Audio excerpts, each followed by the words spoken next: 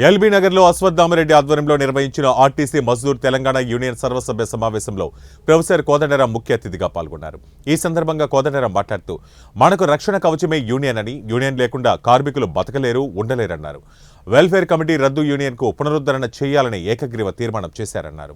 జరుగుతున్నది ఏంటంటే మహిళల ఆదాయ భద్రత పెరిగింది. చిన్న చిన్న పనులు చేసుకునేటువంటి మహిళల యొక్క ఆదాయం అనేది వాళ్ళు నిల్వ చేసుకోగలుగుతున్నారు. ప్రయాణానికి అయ్యేటువంటి ఖర్చులు లేకపోవటం చేత వాళ్ళ ఆదాయాలు పెరుగుతున్నాయి. వాళ్ళు మరింత గౌరవంగా జీవించగలుగుతున్నారు. వాళ్ళ ప్రయాణాల మీద వాళ్లకు నియంత్రణ పెరిగింది. అన్ని విధాలుగా కూడా ఈ నిర్ణయం వల్ల ప్రజా రవాణా వ్యవస్థకు కూడా ఇవాళ మంచి గుర్తింపు వచ్చింది తెలంగాణ వ్యాపితంగా. ఈ నిర్ణయాన్ని హర్షిస్తూ ఇందువల్ల ఇవాళ కార్మికులందరూ కూడా చాలా సంతోషంగా ఉన్నారు.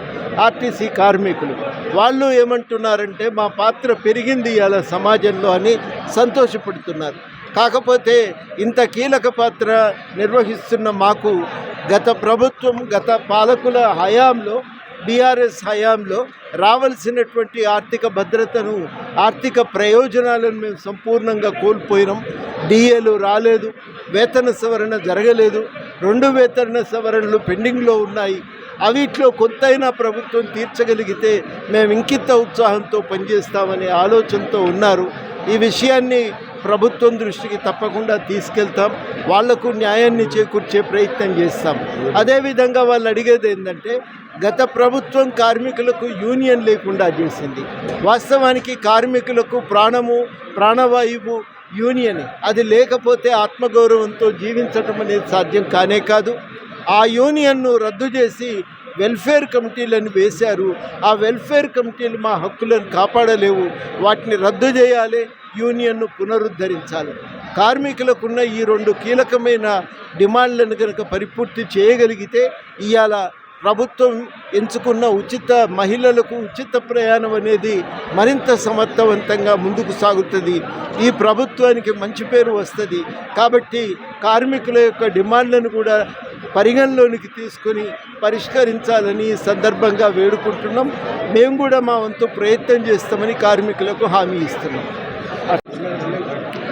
కాంగ్రెస్ పార్టీ రూలింగ్ వచ్చిన తర్వాత ప్రప్రథంగా ఒక ఆత్మగౌరవంతో కార్మికులంతా ఆత్మసంతృప్తితో 4 సంవత్సరాల తర్వాత మళ్ళీ భారీగా ఈరోజు మీటింగ్ పెట్టుకోవడం తెలంగాణ మజ్దూర్ యూనియన్.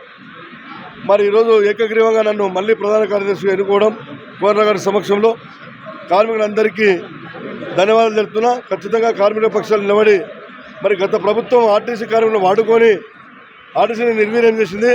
ఈ ప్రభుత్వంలో ఖచ్చితంగా కార్మికుల సమస్యలు నెరవేరాలని భగవంతుని ప్రార్థిస్తూ ఈ అవకాశం ఇచ్చే కార్మిక వర్గానికి మొత్తాన్ని మరొకసారి ధన్యవాదాలు తెలుపుతున్నాం. చెప్పిన ఒక వారధిలాగా నిలుస్తాము. ప్రజలకు ప్రభుత్వానికి మధ్యన ప్రజల సమస్యలు ప్రభుత్వం చెవిలో వేసి ఓ పరిష్కారాన్ని సాధించే విషయంలో ప్రయత్నం చేస్తామని హామీ ఇచ్చినాం. ఆ పనే మేము ఇవాళ సీరియస్గా చేస్తున్నాం. మన ఆచార్య కోదండరాంతో చేసిన ఉద్యమాలు కానీ అవన్నీ మామూలు ఉద్యమాలు కాదు, మామూలు భేదాలు కాదు. ఈరోజు ఏదైతే కార్మికులకు కష్టాలు ఉన్నాయో